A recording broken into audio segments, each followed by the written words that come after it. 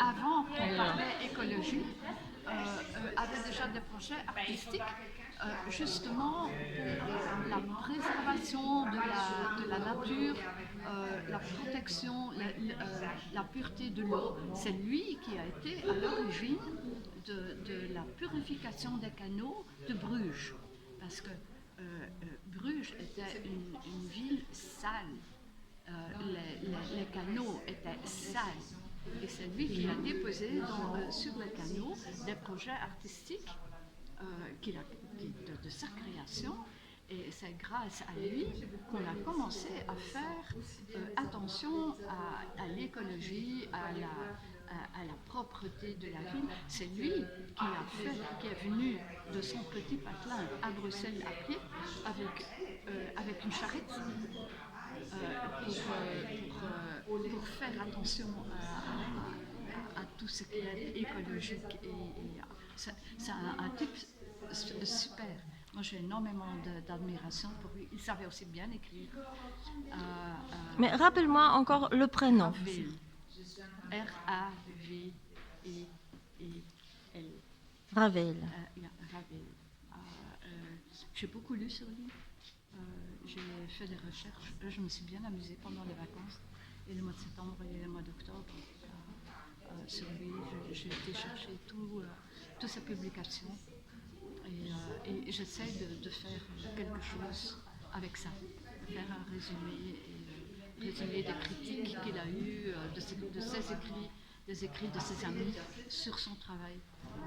Ça me passionne toujours. Et le carré avait une importance dans son travail plastique. Et c'est de ce fait-là, la boîte carrée de l'année passée, ça a commencé avec le projet des boîtes. Et pour moi, le carré, je trouve ça il y a une résonance, parle, oui. Et ça avait une résonance pour moi. Et voilà, et ça continue. Et lui, c'est surtout, c'est pas on connaît tous le carré noir, Malevich et compagnie. Mais lui, c'est le carré blanc. Et ça avait une signification bien particulière. Et voilà. Et de ce fait-là, je dois dire que j'ai très tard démarré vraiment mon travail ici dans l'atelier de reliure. Et j'ai eu très difficile pour faire les 5 exemplaires. Toi, tu t'es concentré sur les saisons pour faire le même gabarit de travail. Moi, je n'avais pas d'idée. Et je reste toujours dans le noir et blanc, bien sûr. Et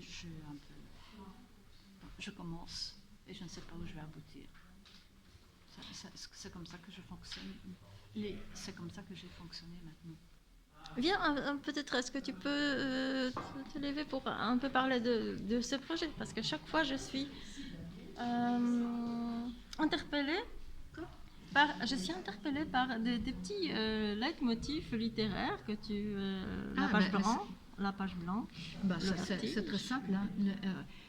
Une des premières choses qu'on a dû faire, c'est que pliage, sans couture et sans colle. Et en fait, ces 2 livres-là, c'est pliage, sans papier, sans colle et sans couture.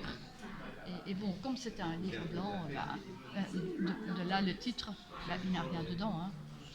Ce n'est que des pliages blancs, sans plus. Et la couverture, ils l'ont bien bougé. On a beau dire ne pas toucher, ils le font quand même. Et bon, voilà, c'est pas évident. Là, c'est vraiment ma pensée. Voilà, la page blanche, ça me donne le vertige parce que je n'ai pas d'inspiration, je ne sais rien écrire. Tout simple. Et là, ok, ça aussi un livre blanc, voilà, le titre, rien à voir, il n'y a rien dedans. Il n'y a rien à voir. Mais c'est un grand atout parce que tout peut arriver, tout peut être écrit. C'est le grand début, c'est le Big Bang. C'est la vie. Tu commences avec une page blanche et tu ne sais jamais si ton cahier va se remplir ou si ton livre va aboutir à quelque chose ou ça la vie, quoi. C'est la roulette, hein.